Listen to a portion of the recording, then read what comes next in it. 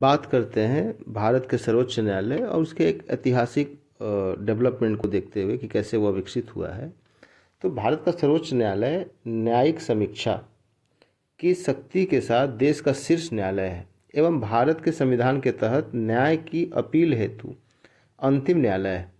भारत एक संघीय राज्य है एवं इसकी एकल तथा एकीकृत न्याय प्रणाली है जिसकी त्रिस्तरीय संरचना है, अर्थात सर्वोच्च न्यायालय, उच्च न्यायालय और अधीनस्थ न्यायालय।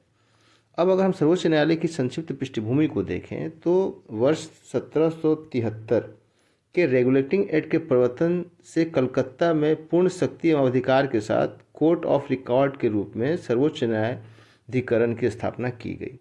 बंगाल, बिहार और उड़ीसा में यह सभी अपराधों की शिकायतों को सुनने तथा निपटान करने के लिए किसी भी सूट या कार्यों की सुनवाई एवं निपटान हेतु स्थापित किया गया था।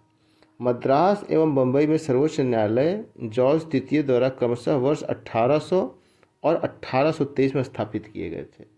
भारत उच्च न्यायालय अधिनियम 1861 के तहत विभिन्न प्रांतों में उच्च न्यायालयों की स्थापना की गई एवं कलकत्ता, मद्रास और बम्बई में सर्वोच्च न्यायालयों को तथा प्रेसिडेंसी शहरों में सदर अदालतों को समाप्त कर दिया गया।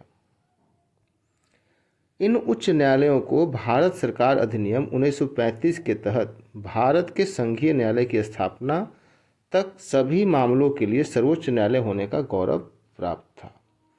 संघीय न्यायालय के पास प्रांतों और संघीय राज्यों के बीच विवादों को हल करने और उच्च न्यायालयों के निर्णय के खिलाफ अपील सुनने का अधिकार क्षेत्र था। वर्ष 1947 में भारत को स्वतंत्रता मिलने के बाद 26 जनवरी 1950 को भारत का संविधान लागू हुआ। साथ ही भारत का सर्वोच्च न्यायालय की अस्तित्व में आया और इसकी पहली बैठक 28 जनवरी 1950 को हुई। सर्वोच्च न्यायालय द्वारा घोषित कानून भारत के सभी न्यायालयों के लिए बाध्यकारी हैं।